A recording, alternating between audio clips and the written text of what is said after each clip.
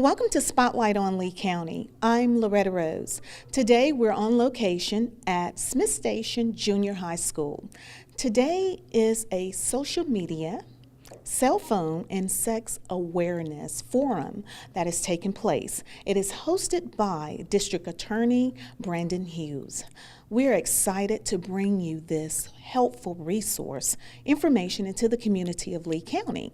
Also, we have Lee County's Sheriff Department here providing security and also just being supportive with this wonderful community event. So we want to thank you all for tuning in to Spotlight on Lee County. This show is very vital for all parents of children with cell phones.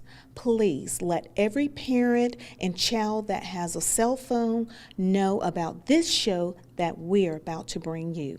It's Spotlight on Lee County with Loretta Rose here in Lee County. You're watching it here on CTV Beam. All right, it's 6 o'clock. We'll go ahead, as a few minutes after, we'll go ahead and get started. We know respectful for everybody's time and what they've got going on a school night. First of all, I do want to thank the City of Smith Station for having us here. You know, we had this idea, and then I'll get into that in a minute of what led us to create this presentation. But when we were wanting to do this, we knew, based on location where Smith Station was in relation to Opelika, Auburn, and where our offices are, but also in the population of Smith Station. There are just a huge number of folks out here that we wanted to make sure had access to this. And we worked hand in glove with the City of Smith Station. Mayor Bubba Copeland has been over backwards to make sure that we have a spot to bring this to y'all. And we also want to recognize the City of Smith Station Councilman George Stringer is here as well, showing his support, and we certainly do appreciate everything y'all have done to allow us to be here to send out this very, very important message. Really, the reason we're here is because we were seeing cases come across our desks of all the things we're going to talk about today, and we're going to talk about a lot of things. And some people have asked, well, how in-depth are you going to get? What are some of the things you're going to talk about? Can kids come? And one of the things I said is I encourage children to be here because there's going to be some very important things that we talk about that they need to know about. But at the same time, we're not going to get euphemistic about what we're talking about because you can't talk about what you need to talk about without talking about what you need to talk about, so that's what we're going to do. Our school resource officers and their Lee County Sheriff's Office has SROs out here in Smith Station schools. And, it's based on the reports we get from them, some of the things they're dealing with. I had a case come across today. I got a phone call from the Sheriff's Office, something that they've been dealing with. And it's based on all that. And I assure you, everything that we talk about this evening, everything we talk about that's in this presentation are things that we've dealt with here and dealt with here in Lee County. So when you see this stuff, you don't say, well, this couldn't happen or this doesn't happen or well, not here. I can assure you, and we're going to give you some very real examples of things that have come across the cases we've prosecuted, things the Sheriff's Office has dealt with, and in this area particularly, and in Lee County as a whole. First thing I want to talk about is really, what are we talking about? How widespread of an issue is this? Well, when you're looking at some of the very basic numbers that we've got, 2.2 million different apps. So the question becomes, well, how do you keep up with that? How in the world can you keep a handle on that? And we're going to talk about that. But let me say this. Apps are not evil. Your phone is not evil. Okay? Even in the hands of a child, they're not evil things. They're very much convenient factors, okay? I've got 3 children. I've got 2 daughters that are 18 that are freshmen at Auburn. They got their phones when they were 13 years old. That's a little kind of, we knew, my wife and I, we had no idea what we were getting into when they got phones. We didn't know about all this stuff. So we've had to learn. We've got a 16-year-old son in 10th grade. Look, these phones and these apps are great. But, folks will the bad guys will find a way to use good apps for nefarious purposes, and we're going to talk about all that today. So I'll tell you, don't be overwhelmed by it. You're dealing with as a parent or as a child, a student, a teenager, you're dealing with the same stuff that everybody else is. 70% of children 7 to 18 accidentally encounter online pornography. I mean, that's a huge, huge number. And some folks will tell you that the internet basically was invented or created or grown by for the purposes of pornography. I mean, that is such a pervasive thing on the internet. 22% of teenage girls have sent nudes or posed nude, and we're going to talk about that towards the end, about the impact of that. But anybody that says, well, my child won't do it, they're not old enough, or they're of a certain age, look, there are folks, there are girls that we know of, as young as 7th graders, that are sending nude pictures, videos of themselves, doing things to themselves here in Lee County. So this is a very, very real thing. Cyberbullying, everybody's familiar with that. 2,000% increase in the number of pornographic images of children on the internet since 1996. An incredible number. And we're going to talk about some things that are going to really blow your mind regarding child pornography and pictures of children on the internet that far, far predate 1996. And this is a big one, and we're going to talk about this real quick, but teen suicide has increased by 200% since 2007. Does anyone know or have a guess on what is significant about the year 2007? What are we here talking about? What you got? Not Facebook, close. Your iPhone. iPhone was released, I guess. The original iPhone was released in 2007, which gave birth to the online Facebook and all that, because before the iPhones, how many apps did you have? 0, right? Because there was no platform. So Apple comes along with this iPhone, and again, it's a great device. Samsung, whatever you're using, they are great things, but they can get you in trouble if you don't know what you're dealing with or looking for, and that's the purpose of what we're going to talk about today over the next hour.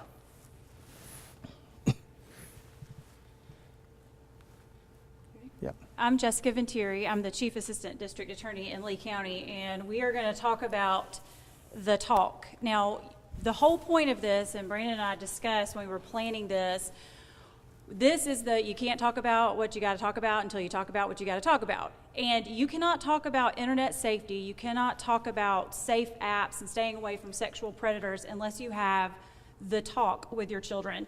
So you may look a little bit like this. This may be you if you think you've got to talk about sex with your kids, but don't worry, this is what they're going to look like.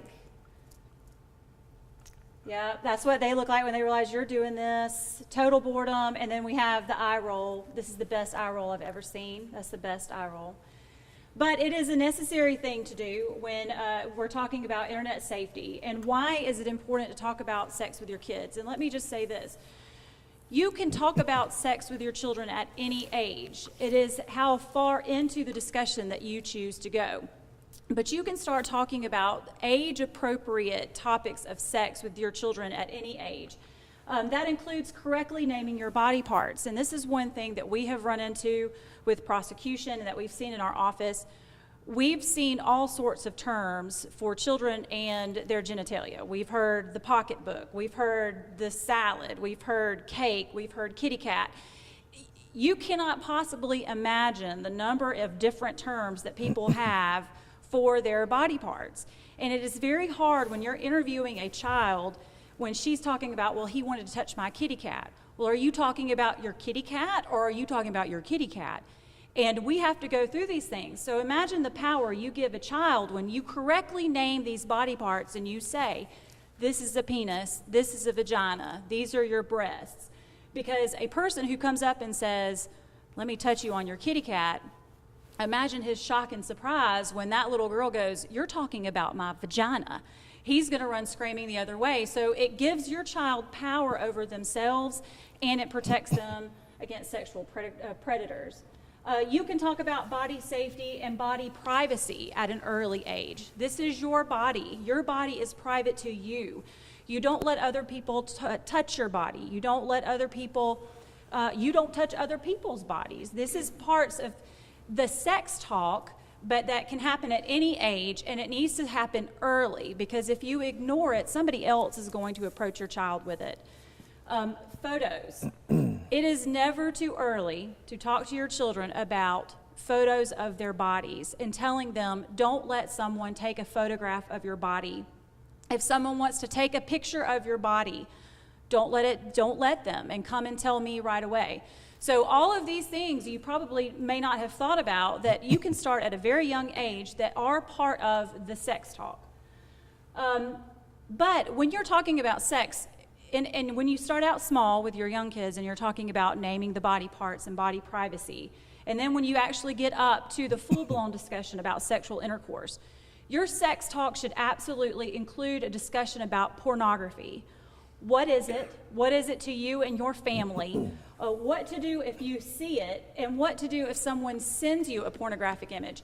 Your family needs to have a plan about pornography. If your child is approached with a pornographic image, or if they are asked to send something or they receive something, if you stay silent on the issue of pornography, then your children are not going to know how to react when they see it.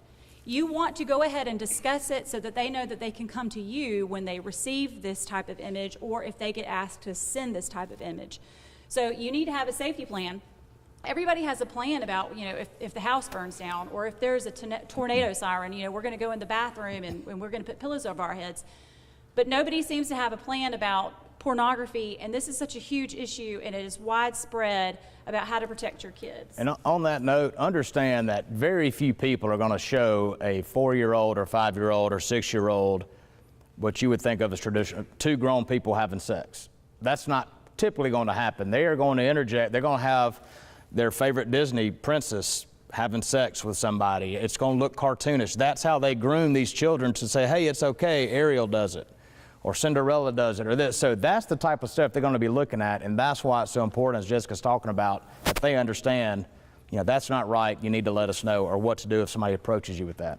And just a couple of things about why it is so important to talk about sex early and often is, one, your kids are going to learn to take responsibility for their sexual behavior. If you wait until you think, if you wait until you're comfortable talking to your kids about sex, they've already heard about it, either from somebody on the bus or somebody in their class, and most of the time they're probably not getting accurate information. You want the information to come from you, and that way they know that you're going to tell them 100% about what it is, that they're going to get accurate information, and that way if they hear something that isn't right, they know that they have a place to come and get the truth, and that's going to be from you. And also, a healthy sexual awareness absolutely 100% will protect against sexual abuse. And that goes back to what I was talking about. You've got to think of it in terms of you are empowering your children to protect themselves against these people who are predators. And they are predators, and they will take advantage of these kids and their lack of knowledge. So it is uncomfortable. It 100% is uncomfortable to talk about your children about sex, but it is so necessary for their own protection, and to do it not just one time. This should be a series of talks that happens over the course of their development. And let me just add on the sex talk part of that before we get into the different types of apps. If you are sitting there and you have no idea where to even start, what is considered age appropriate, if you have a child who's 5 and you've got one that's 15, we've got sources on our website under the resources tab. There's a book that we've recommended on there that is very good. Also some articles that we've used in researching this particular presentation. Also, your school counselors will have information and help for you. The Children's Advocacy Center in Lee County services East Alabama. It can also give you information about where to start when you want to talk to your kids about sex. So, moving into the telephone apps, is there anybody here who thinks you can name all of the apps on the screen? Who has not seen this presentation before?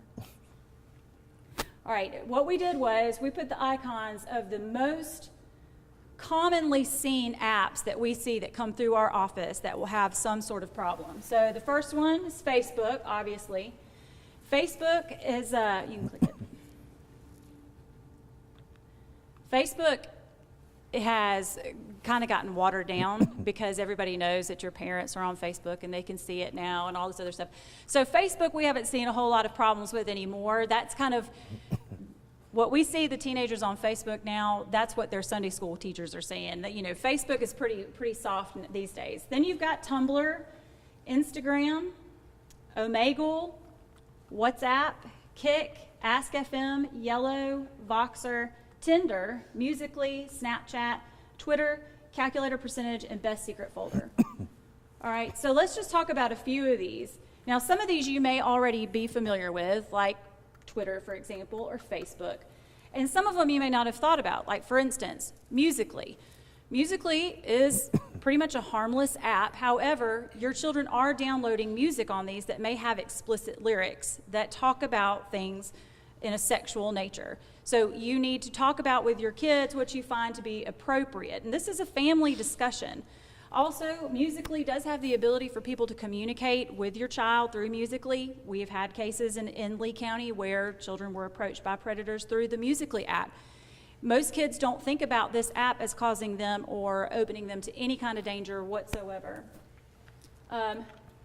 You've also got Ask FM. Ask FM has been linked to probably close to a dozen suicides. It is sort of a truth or dare or ask 20 questions type of app, and it has been linked to a lot of online cyberbullying.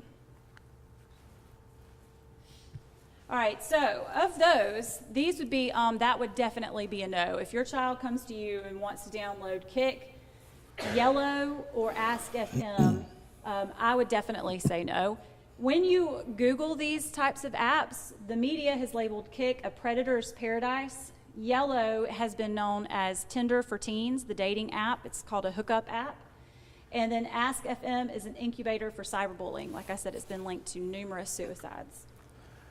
And this is really where, before we get into the ghost apps, going back, for instance, Instagram has a messaging feature. And I know for us personally at home, the kid, look, your children are savvy. They're very tech savvy, probably savvier than you are.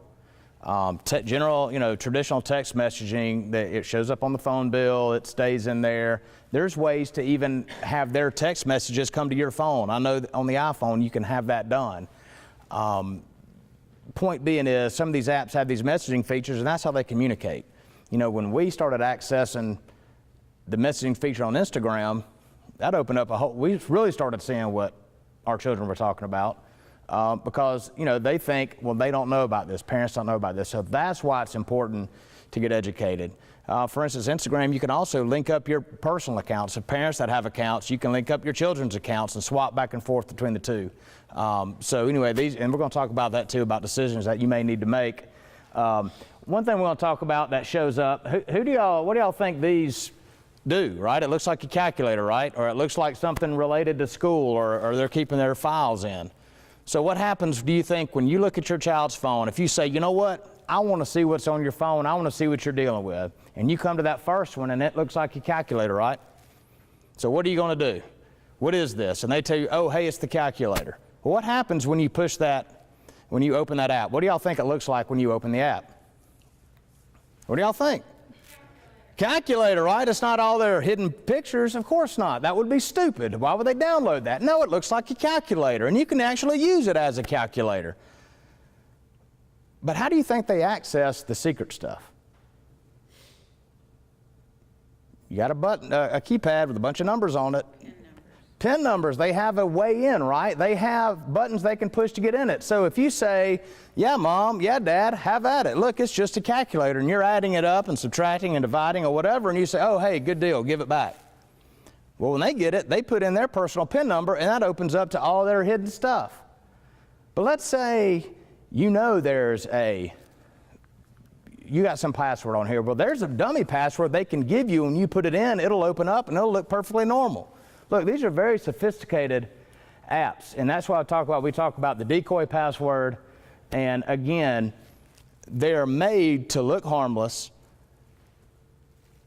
so as to you don't really realize what your children are up to. The camera mode it talks about up there, if you open it up, you take your child's phone, you open it up, it'll take a picture of you without you knowing it, and the kids get the phone back, and they look and say, Mom's been trying to get in my app, or Dad's been trying to get in my app.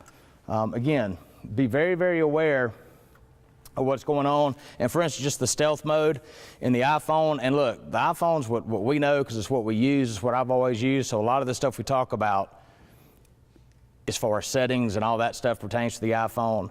Look, Google's a wonderful thing. I would hazard a guess, a very strong guess, Samsung has the same ability if you use the Androids or anything like that. So just, go mess around with your phone, look in your general settings and whatnot, and figure out how to do all this. But you can see what apps are allowing the camera, and any other things you want to look at. You know, this is where we kind of get to the point where you got to ask yourself as a parent some really, really important questions. And probably the most important question you got to ask yourself is, do you want to be your child's parent or do you want to be their best friend? Because there's going to be some very difficult decisions you have to make at this point. Because I can assure you, to sit down and talk with them about this stuff or to take back control of their phone, there's going to be World War III in your house for at least the next, I don't know, day and a half or whatever. I mean, because kids, they don't want to give up there. And look, I get it. I understand it. And I tell mine, you don't understand why we're doing this, and I don't expect you to. But you'll reach a time when you have children and you'll get it. You'll understand it. But if you're not interested in doing that and you just want to be your child's best friend, then you could probably stop right now, because the rest of it's probably not for you. And I'm just being very, very honest with you. But if you say, you know what, my job is to be a parent, I'll be their best friend later. But right now, my job is to protect them and to make sure, this is my duty as a parent, I see, is to make sure they don't do anything so stupid that screws up their life before they get out of my house and I'm stuck with them, right? But, you know, these are talking about things that can affect employment, can affect college admission, and on past, and Jessica's going to talk about that a little bit later, but that's why this is important. Yeah, how do you find out about this stuff? Because that's the big question. I'm sure y'all are all sitting there going, okay, well, this all sounds great, but how do we find out? You know, first and foremost, just go to the App Store. You got to be careful, though, because the App Store is what the app inventor, the app creator, that's what they want you to see. They're just trying to market their app. Now, you can look at age settings. You know, that's one place to look. But read the reviews. Read the reviews, because that's just Joe Citizen leaving a review. It's important to go back through and read what they're talking about, because you'll get some 5-star reviews. Oh, hey, man, this is awesome. I can hide all my stuff and my parents don't know. Well, that gives you a clue. Maybe you see some 1-star reviews and it's parents going, well, this is what happened. Some grown man out of Tucson contacted my 8-year-old daughter through here, or 12-year-old daughter, or whatever. Read those. Read those things. Just do your research there. Again, talking about reading descriptions and comments, here's what Private Photo Vault says. Amazing app for storing pictures that you don't want your family or friends to see, or you don't want them snooping around. That might be good information to know. Omegle, to help you stay safe, chats are anonymous. You know, these are the things you need to know about. You can stop the chat at any time. Predators have been known to use Omegle. That's in these comments that you can find out about. That's in the descriptions. These are just some general news stories about cases nationally that have come from these apps. And that goes back to using Google. When in doubt, Google it. And there's nothing wrong with Googling an app. And that part about Omegle, that was actually on their homepage. If you went to omegle.com, that is a warning that they put front and center on their homepage. If you see an app that you're not sure about, or your child asks you about an app that you don't know, it's okay to say, I have no clue what you're talking about. And then go to Google and Google this app. And these are the very first stories that come up on this particular app, like for example, Kik. Warning for parents, as messaging service Kik is branded Predator's Paradise. Again, Kik was linked to this murder of this young girl. And then parents warn sex predators using dangerous new Tinder for teens. But let me also mention this about Google. Number one, it's a tool for you to use to educate yourself. But I want to go back to what we talked about we're talking about teens a lot in this section, but think about the age of all your children who use Google and how many times your children go to the internet, even for homework. That's why you need to go ahead and have a plan in place, because even an innocent word, there's one in particular I can tell you, but I don't want y'all to go and Google it because you'll be disgusted when it comes up. Even an innocent word that they're looking up for their homework, you don't know what is going to come up when it does these results. Like I said, these were the very first things that came up for this app, for these particular apps. So if you don't have a plan in place and you haven't talked to your kids, that goes back to that 70% of children of the age of 8 have accidentally seen porn, and you need to explain to them what to do with that image when they see it or when they see these terms. Another thing that you can do, in addition to reading the comments, you can Google it and you can click on the news stories under Google, but Google also has an images tab. So if you're still uncertain about a particular app, you can Google that app, like Omegle, and you can hit images. Now, I will say this was the cleanest version or picture for Omegle that I could find. The rest of them I thought were too bad to show anybody. But look at the very first thing, it's talk to strangers. That's their motto. Anything that encourages you to talk to strangers or to be anonymous or hook up online, these are things that you do not want coming into your home. You don't want your children involved in. This is another app called Down. It's safe, anonymous dating. How do you anonymously date somebody? I mean, that sounds like a recipe for disaster as it is. So those are tools that you can use when you're uncertain about an app. It's okay to not know what these apps are. These apps are being made every day. Thousands of apps are being put back out there. My church has an app. Every realtor has an app. I mean, there are millions of apps all the time. So to not know about a particular app is all right, but don't just ignore it. Educate yourself and empower your kids. You know, what else can you do? These are some websites, and again, if you go to our leecountyda.org and click on the resources page, a lot of this stuff, all this stuff is going to be listed. But these are websites that their role is to help you as a parent determine what is safe, what is appropriate. So anything you see listed here on the left side, again, those are websites you can visit. And again, in case you don't get them down now, they'll be at the resources page on our website.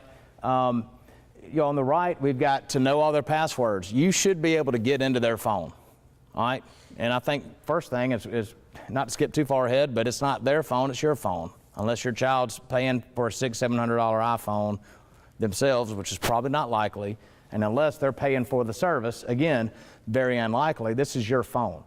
So you know all their passwords. I think it is important to have it password protected, absolutely. Don't let them take a phone to school that any kid can pick up and do something on. So certainly have it password protected, but know their passwords. Know their passwords to all their social media accounts. Follow them on social media, okay? Don't let them block you. I've had parents say, well, my child just blocks me. My response is, you accept that? That's not acceptable. And again, that gets back to, what do you expect? How do you wish to handle it? And how do you want to do that? How do you want to parent? Again, avoid the anonymous apps. But the big thing is, set parental controls that allows you to have access. Figure out if you want to now. We did this for a while, or my wife did. I didn't want any part of it. She was getting the text messages sent to her phone. But it's one of those things, be careful what you ask for, because you were going to see some stuff that probably make you a little uncomfortable. And you got to decide what you're willing to live with, because guess what? Teenage boys talk about. They've been doing it for 100 years. So be careful what you break off into. But these things are options, but these are decisions you got to make. Do you want to know this stuff? And some of it's just comes with what it is. But you never know what you can find out that they may be doing that's dangerous to them, or somebody that's messaged in. If you've got daughters, that just, hey, something doesn't seem right here. Here's what you got to ask. We talked about this earlier. As we start kind of transitioning into, well, what are the legal consequences of some of this stuff? And some of this stuff is going to really, blow your mind with really what, get ahead of ourselves, but the legal consequences of what they're doing and the long-term and short-term consequences. When we talk about long-term, short-term, if we're looking at, say, harassment, or let's say making terrorist threats, that's a big one nowadays. You know what that entails? What have we been seeing a lot of in making terrorist threats? The hot topic, shooting up schools. Heck, we've had 2 or 3 here in Lee County in the last few months. That's a problem. Not only is it a criminal act, it's a felony act, but it's stuff we've got to take very seriously, because this diverts resources, this does all manner of things. This stresses out parents, it stresses the school administrators. Now, Bubba Copeland's getting phone calls saying, can I send my children to school today? He's got, a couple thousand parents wanting to know, what are you doing about this?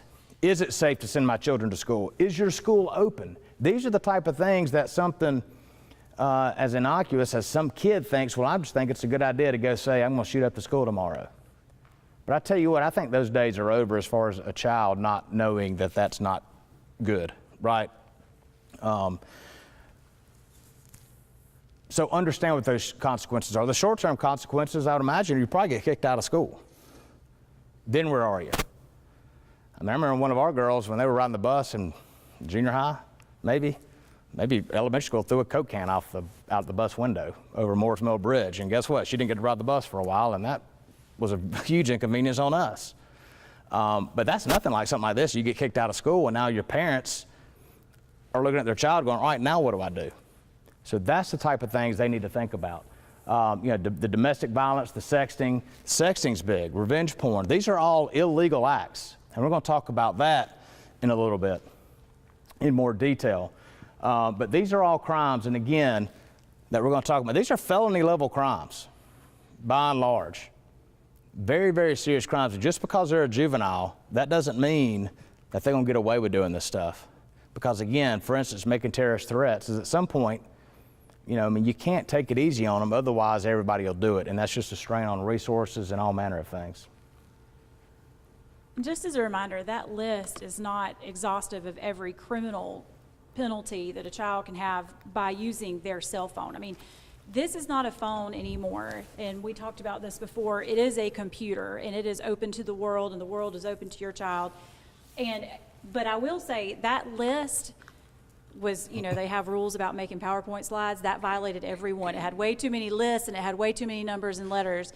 But we've seen every single one of those crimes committed in Lee County. In Lee County, every single one by children. So we didn't throw those up there just as a throwaway slide. Those are crimes that have been committed by children in our county that you would never in a million years think would ever happen. From good homes, from good families, they make good grades, but they've made a stupid decision. So let's talk about a few of them. Sexting. What is sexting? It is sending or exchanging sexually explicit messages, photos, or videos with another. And this goes back to Google. Say your child's on the bus and she hears, Sally Joe say, oh, I got this hot sext from my boyfriend. And she says, well, I don't know what sexting is. And your child doesn't want to seem uncool and not know what sexting is. So what is she or he going to do? They're going to Google it. So the top 5 results of a Google search for sexting include how to send sexy texts and messages. Here's what guys really want you to say in sext. And unless you didn't want to read about it, there's a YouTube video on how to master the art of sexting. That's in the top 5 Google search results for sexting, if you just put sexting in your search bar. If you have not talked to your children, they will find the information out themselves. That's it. So if you don't want to talk about it, it's too uncomfortable for you, that's okay. Google will handle it for you. A search on Bing for sexting, this is my favorite. If you aren't sexting anyone these days, you clearly aren't part of the cool crowd. Everyone is doing it. So now not only is the search engine telling you how to do it, but they're telling you you're a loser if you don't do it. So thanks for that, Bing. Is it illegal? It depends. When it turns to harassment, and when it turns to abusiveness, and when it turns to even with a dating relationship, it absolutely can be illegal when the communication is unwanted. The next big thing is the revenge porn. It's basically, you may record a consenting video. And again, we're going to talk about that in a few slides about the ages. But again, you break up and they want to get back at you, so they go and post this video online for everybody to see. And is it illegal? Yeah, it's a Class A misdemeanor. It's a fairly new law, but again, a lot of these cyber crimes, so to speak, the legislature's having to play catch up. We're having to play catch up. Law enforcement's having to play catch up with this. And it's figuring out, look, this stuff's going on. And the worst thing that this morning I got a phone call from the sheriff's office about an autistic kid was being filmed in a certain manner, and at the end of the day, what happened was there was no criminal act that covered this behavior. So again, it's one of those things, they're gonna have to tell the mama, who is rightly very, very upset, that there is nothing in the criminal system. Now, the school is handling it, and the school is doing their thing and gonna take care of it. But, mama's upset, and mama has a right to be upset. So there's nothing worse than us having to tell mama, well, there's really nothing we can do criminally. And she just doesn't understand it, and I don't blame her. But in this case, this is one of the instances where we were having some issues, and the legislature appropriately addressed it. Another new law is sextortion or sexual extortion, which is basically it's a type of sexual exploitation where threats or intimidation are used to coerce another person to produce a sexual image or to engage in sexual conduct. And you may be thinking to yourself, that'll never happen. Like, I can't imagine a situation where that will happen. Well, let me give you a very basic example. Boyfriend and girlfriend.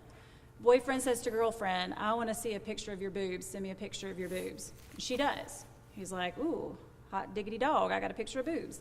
Send me some more. Send me some more. She says, no, no, no. That's all that you get for today. And he says, well, now I've got a picture of your breasts. I'm going to put it on your Facebook page. I'm going to show it on your Facebook page that these are your boobs. Or I'm going to send a picture to your parents and tell them that you're doing this unless you do more, unless you meet me and we do this. It starts at the most basic level, and then it grows and it escalates until you have sexual extortion or sextortion.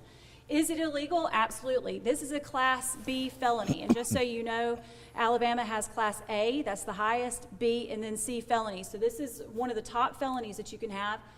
And the big ticket on this is it requires registration as a sex offender. That's a big deal. What does it mean to register as a sex offender? Even juveniles are required to register as a sex offender. So if you're thinking that 15-year-old little Joey wouldn't have to register as a sex offender, guess again. Yes, he would. So if 15-year-old little Joey says, send me a picture of your boobs, and if you don't, I'm going to tell your whole Sunday school class, little Joey has just committed a Class B felony, and he's going to be treated like a sex offender. So what does that mean? Sex offenders are required to register with their local law enforcement agency.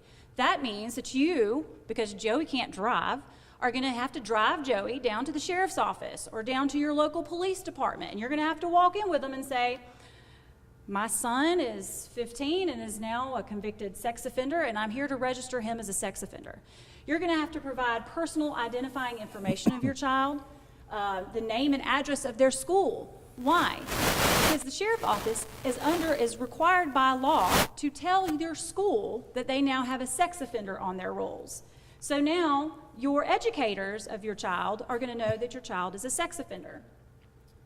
They're going to need a current photo, fingerprints and palm prints, which guess what, go into a national database that stays there for all of eternity. A DNA sample. They're going to swab the inside of Joey's little cheek, and they're going to put that into a national database as well. And they're going to have a catalog of his DNA for all time. And also a list of any and all internet service providers used by the sex offender. Guess what? That means your internet service provider parents, because they're using your computer at home to do their classwork. So when you go to the sheriff's office, it's not just little Joey or Joanna's, sorry, Joanna, information that goes into the system. It's your personal information about your computers that they're using also. Registration as a sex offender is mandatory. Now, it is limited in some circumstances. The judge, in very limited circumstances, can maybe waive that part for you. But do you really want to put your child's future in the hands of a judge? Maybe it's an election year, and they don't care that they're only 15. They don't care that this is a one-time thing. They're going to register as a sex offender. Obscene matter, and this is kind of what we've talked about already, and this is the most common stuff you'll see, and the things that the children don't know. And I say children, I mean they 15, 16, 17, they know exactly what they're doing, that they don't realize they're committing a crime. So the first is obscene matters, basically pornography, basically genital nudity, breast nudity. It doesn't take a rocket scientist to know what obscene matter or pornography is. What's the whole deal? Well, you know it when you've seen it. Well, it is what it is, right? And listen, there's not going to be a whole lot of quibbling. If your argument is over that, you're already way, way, way too deep into the process. It is illegal to produce a obscene matter of a child under 17. That's what we refer to as child pornography. And guess what? When your 15-year-old daughter sends a picture of her boobs to a 15-year-old boyfriend, guess what she's just done? Produced child pornography. And then what else has she done? She's disseminated child pornography. And then the 15-year-old boyfriend gets it, and what does he got? He's possession of child pornography. This is not like for real deal, this is like real crime. I mean, we're talking A felony level stuff. Lifetime sex offender registration stuff, okay? We just indicted a 19, 20-year-old girl she thought it'd be fun to have sex with a 15-year-old, a lot. And well, she's taking a picture on Snapchat. She says, oh, my boyfriend thought it would be funny. Her 15-year-old boyfriend slides his penis in there. She snaps a picture and sends it all around. It winds up on Facebook.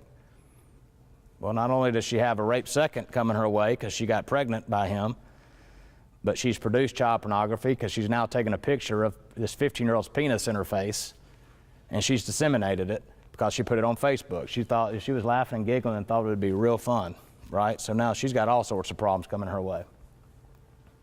But again, the key word here in this slide, what's the first word on the slide by the first bullet point? Any. So the producer, the girl taking it or the guy taking it, sending it, any person. It doesn't matter who took it, what, and who sent what.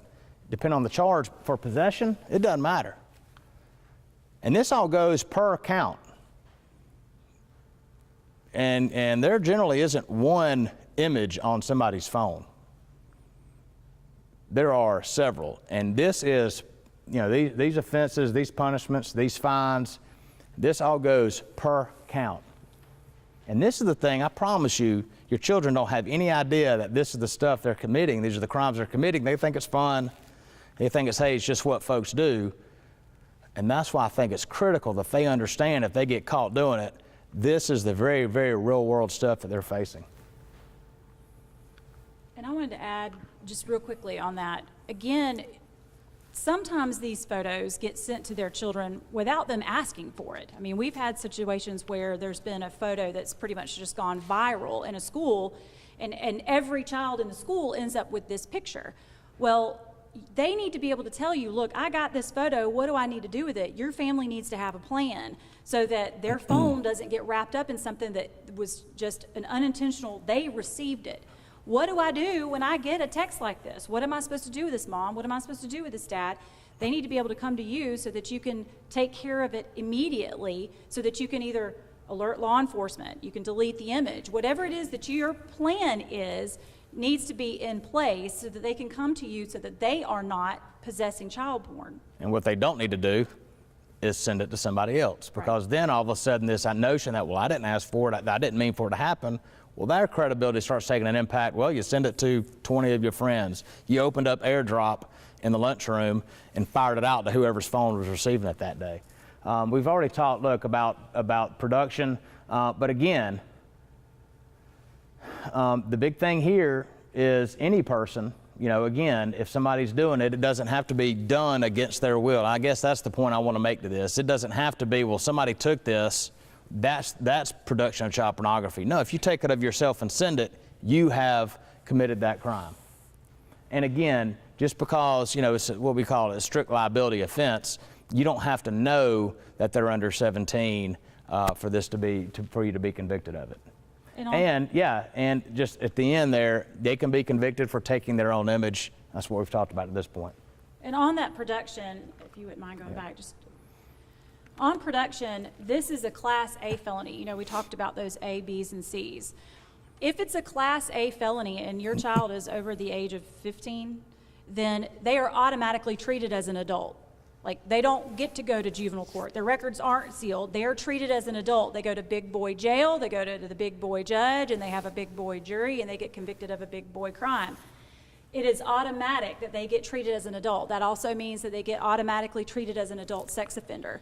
For an adult sex offender, your registration as a sex offender is mandatory for the rest of your life, period. There is no appealing it. There is no relief from it. The end. All right, so we've talked about some legal consequences. Let's talk about some long-term consequences with your kids. Say this happened, they were young, they were stupid, they were in juvenile court, you've passed that, you've moved on. Well, guess what? 35 to 40% of colleges and universities review their applicants' social media. Your kids also need to understand that the person that they put out to the public is the person they put out to the public. Colleges and universities are going to want good students. They are not going to want guys with, holding, I saw a picture of this guy that had Thug Life tattooed on his stomach with a joint for the I in life, and, he's sitting there holding a gun. Do you really think that a good school is going to want him as a student? Absolutely not. Some colleges will actually withdraw their offer of admission based on negative social media posts. And not just admission offices. If you have any hope of getting a scholarship, do you think that a school is going to give thousands, tens of thousands of dollars to a person that's going to put their school in jeopardy of being called racist, like the University of Alabama has had issues with the sorority girls there, or that are child pornographers? They're not going to do that. So your children need to understand the importance of protecting their image online as well, and what they are putting themselves out there to be. Sororities, if your daughter wants to be in a sorority, they investigate all of your daughter's social media. In fact, they have teams of girls within every single sorority that their whole job is to find and sort out the nudes that these daughters have sent out there. And if they are out there, they are not getting in a sorority at all. You know how hard it is to find them? Somebody's going to know somebody at somebody's high school. They'll contact a friend and say, hey, send this girl's nudes. All right, here it is. I mean, that's how this stuff is sent around these days, and that's what, it's kind of scary to know, but that's how easy it is to get. That's how flippant the guys are to have when they get it, and just how easy it is for them to obtain it. Then, past college, you've got 90% of hiring managers review an applicant's social media during the screening process, and 69% have rejected an application based on negative social media. So it extends past high school, past middle school, past high school, past college, and into the workforce for as long as these people are seeking jobs. And I expect that this is only going to grow. I mean, now the online process of applying for schools and applying for jobs is growing, and that's more the standard than the exception. And they are going to start digging into people's social media backgrounds, because especially with corporations, the people you hire can become your liabilities. And so they're going to do the checking up on your social media in the background. Pictures are forever. This is from the National Center for Missing and Exploited Children, which is a fantastic organization. And one thing that I find in the work that we do is that these young people do not understand the permanence of their picture, because they take the picture and they send it and it's gone. To them, it's out of sight, out of mind. They fail to understand that these pictures are forever. And the National Center for Missing and Exploited Children, or NCMEC, they actually maintain a database of pornographic images. They have millions upon millions of pictures of child pornography. When they know the victim, they actually give them a name. It might be Blue Hawaii, or it might be Linda and Patty. They name the series that these pictures are in. And the reason that they keep a database is because law enforcement will investigate crimes. They will send their pictures that they collect to NCMEC to see just how widespread those images have been sent out. It's part of their investigation tool. A case that we had in Lee County, the very first picture that started off the case that we had was an image of a 9-year-old girl named Linda. That picture was taken in 1973. 1973, that picture showed up in a Lee County case in 2016. She's now in her 50s and retired and living in Florida. But her picture showed up in Lee County on a sexual predator's computer. It was even black and white. Do you know the trouble that they would have to go through to take the picture and take it to Walgreens or wherever and have it developed? It's so much easier now. And Linda and Patty series from 1973, however many millions of years ago that was, that's one of the most widely shared series of photos out there. Like, if you are a collector of child pornography, you have a picture of Linda or Patty on your computer. These pictures never go away, ever.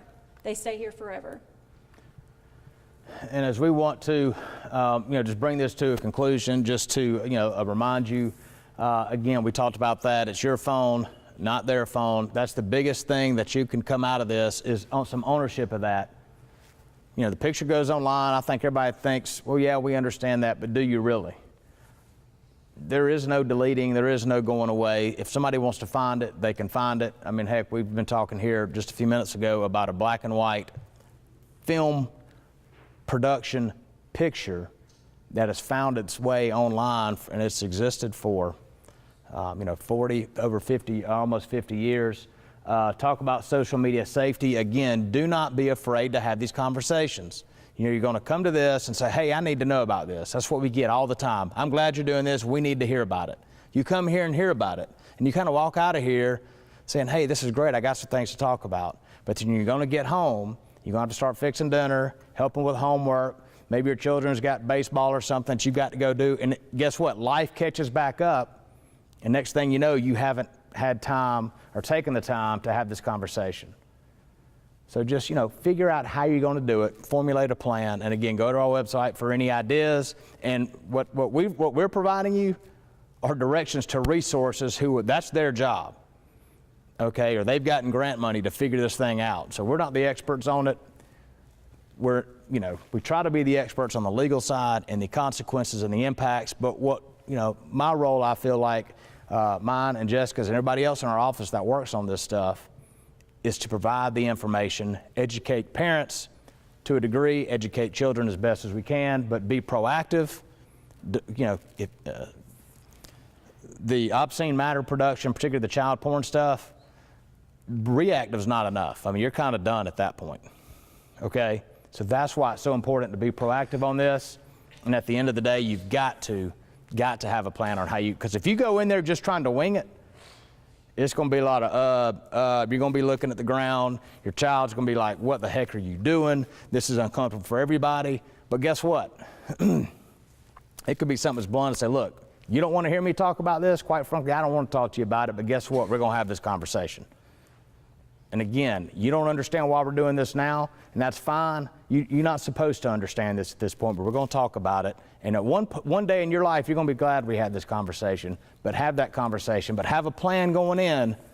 Otherwise, you're going to wimp out, because I know I would. No question. All right, like we said, this is our email address. If you have particular questions that you want to email to us, we will take questions after this, but if you think of something later, you're welcome to email us. This is our website. Again, you can go to the resources tab for the articles that we've used, some of the recommendations that we've seen. And again, we're only putting the information out there like Brandon said. It's up to you on how you're going to parent your children and how you're going to give the information to them. But we want to give you a starting point. We also brought some materials with us that you're welcome to come up here and have. And one thing that we put together is the family cell phone contract. And on this is the reason that we really like this is because if you don't know where to start and you kind of don't know what to say, this has got some checkpoints on it with, hey, let's just talk about what we expect from you for what you will do and what we don't expect, some limitations on how you're going to use your contract or how you're going to use your cell phone. This is not an enforceable contract.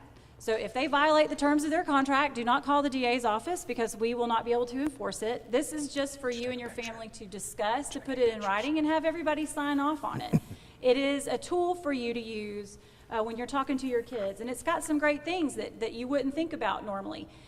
And another thing, you don't have to like all of the rules. You can pick and choose. There's one in here about, turn your phone over at 4:30 p.m. That might cause a huge meltdown in some houses.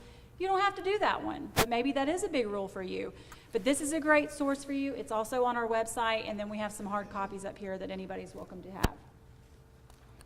At this point, we're done.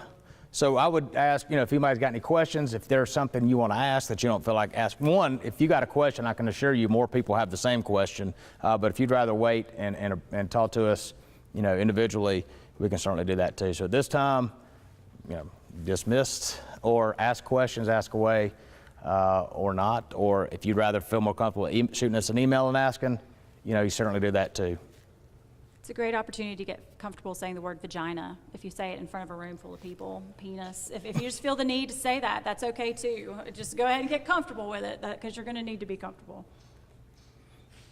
All right. We're going to be hanging out for a little bit, so if you got any questions, feel free to ask and utilize the email and the website. Y'all take care. Thank y'all.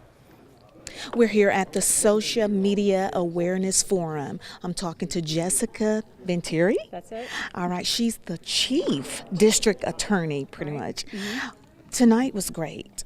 I would like to say thank you so much for your time. You're welcome. My son is here tonight, and because this is some helpful information. I love the fact, for those that may have missed it, you all talked about a safety plan, Yes. a social media awareness safety plan. Just like you said, we have fire plans. You even have an insurance plans That's for right. life insurance. We have different plans at home, but no one never ever educated us about social media plans. Let us know about that more. Well, and we talked about it a little bit too in the presentation that, every family knows what they're going to do during a tornado. They all know exactly what they're going to do. But social media isn't something that they have thought much about as far as putting a plan in place. And honestly, we as parents my age, this is kind of the first generation of parenting where we've even had to deal with these issues, and we're all kind of going to have to work together to combat some of these predators who are online. So a family safety plan or a family social media plan is really a sit-down discussion to talk about what you expect your child to behave online, what you expect for them to do if they receive something online. And we've got these resources on our website to help those parents get the conversation started. And even if it's a written down plan, it's great to have it as a family resource that maybe needs to change or adapt as your children get older. Exactly, and then you talked about the talk. Yes. The talk is what a lot of us try to avoid, but it's something that is very necessarily needed. And just like you said, if we as parents, and parents, you really, really got to get this, if we don't do it, they will be approached by someone else. I love the fact that you said that. Yes, and I want to stress the importance of having a sex talk with your children even at an early age. And it is going to be a series of conversations that starts at an age-appropriate level, and we talked about just naming your body parts correctly. I mean, that's something that you can do with your 3 and 4-year-olds. And then as they grow, the sex discussion also grows, and it also becomes more detailed and more into what you consider the traditional sex talk, where you talk about sexual intercourse. But it's never too early, and also the earlier you start, the more comfortable you become talking about the subject with your children, the more comfortable they are coming to you with questions, and it really protects them from sexual abuse as they get older, and it empowers them. And people may wonder, why is it so important for you to share this? You all see this on a day-to-day basis. You see this comes in your office, and we thank you for being having the heart to be able to give us the resources. Let everyone know that about this. I love the fact about the contract. Right. The contract. I'm taking a contract with me. Let everyone know, how did that come about, and why is that so important? We had just seen that we were seeing these cases come across our desk daily. We were getting contacted by law enforcement, contacted by parents that were really just at a loss at what to do. Again, like I said, this is kind of a new thing. It's a new era, and nobody really knew how to handle the problem. So we sat down and we talked about it and came up with this idea of having a parent forum that was going to cover a wide range of things for the parents, hoping to answer a lot of questions, the apps that we consider dangerous, but also legal consequences for the older students. So we sat down, we did a lot of research, we put together what we thought would be a good cross-section of all the problems that we were seeing.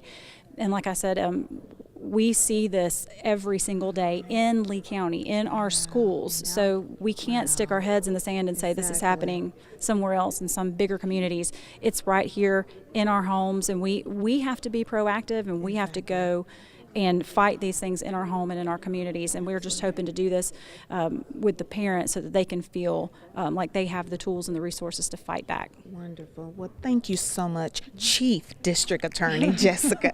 We appreciate you so much. This is some Spotlight on Lee County information. I mean, this is freely information given to you.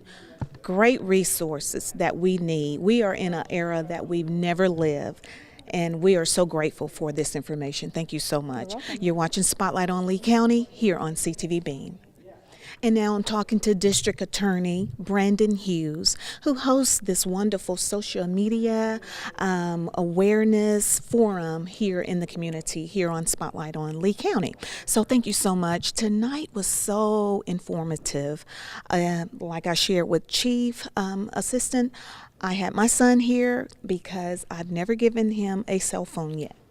But I wanted him to be a part of this before we release one to him. Found out so much tonight.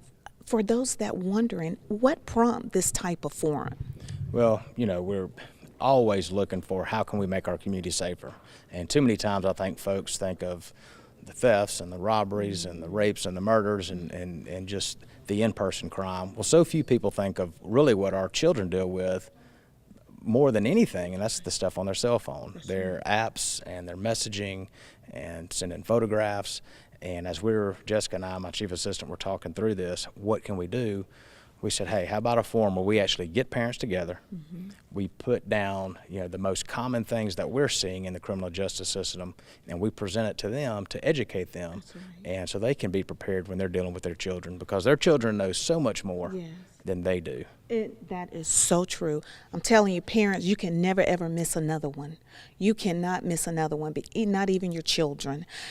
I did not realize, and this is going to help some parents out there as well, that minors can be charged as adults with these type of behaviors on social media. That's correct. When these minors are sending nude pictures of themselves, those are automatic adult felony cases, so they're taken out of the juvenile court system.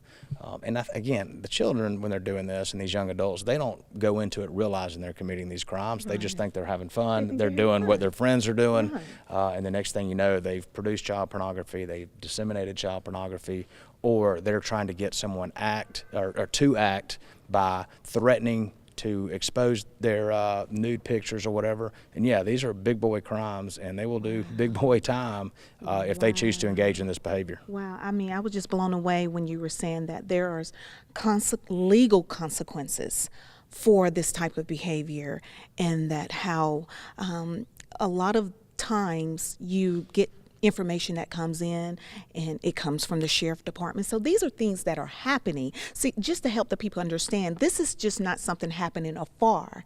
These are things that are happening right here in Lee County. Correct. Everything we talked about tonight, every app we have discussed, we have seen come through our office involved in the criminal justice system within the past 2 years. Wow. That says a lot. Well, District Attorney Brandon Hughes, we appreciate you. If there's anything that you would like to share with the community, the forum was really, really informative, but I would love for you, because you see so much on a day-to-day basis. And being here, I could hear their heart. You're a parent as well. Oh, yes, so ma'am. you understand Absolutely. as a parent. So from your heart to theirs, whatever you would like to share with the community, you can end it with that. I would just tell you, just go on our website, leecountyda.org. We have a resources tab. From there, we have listed some resources parents can use to educate themselves on how they can talk to their children about it. Because look, communication in the household is absolutely key to this. You cannot be afraid to talk to your children about this. Be a parent. Don't worry about being their best friend. I promise you, they will respect you in the long run. Yes. But go to that website, leecountyda.org/resources. Get all the information you can so you can be prepared to talk to your kids about it. And just like he said tonight, be a parent. Don't worry about being a friend. Thank you, District Attorney. Thank you y'all so for being here. much. You've been watching Spotlight on Lee County. Here in Lee County, we're at Smith Station Junior High School. You're watching it here on CTV Beam. Thank you so much for tuning in to Spotlight on Lee County. I'm Loretta Rose. We've had a wonderful, wonderful community forum today. Again, please let all parents of children with cell phones or children with cell phones know about this great show. I brought my son, my youngest, with me today. He's 12 years old, but he doesn't have a cell phone. And the reason I did not want him to have one yet is because I wanted him to be a part of this forum that took place today. And it was a lot of helpful information. So, CJ, you learned something from the forum tonight? Yes, I learned it. Okay, what did you learn? I learned that not to be in apps that you're not supposed to be in. Okay, that's very helpful. So, young people, and he's 12, he's in the 6th grade. Don't be on apps that you're not supposed to be on. Did you know that also that children can have criminal charges? You learned that tonight as well. So let everyone know, what is this in your hand that you've received tonight? It's a family cell phone contract. Uh-huh. So we're going to have to fill this out before you get a phone, right? Yes. So tonight at the forum, they gave out this, and it's also on their website, a contract. I think that's good. We have contracts when we handle business. We have safety plans with homes and, regarding fires, automobile insurance. Well, we learned tonight there needs to be a safety plan when it comes to social media. Wow, it's powerful. Thank you so much for watching Spotlight on Lee County. It has been a family affair here in Smith Station. I'm Loretta Rose. You've been watching it here on CTV Beam.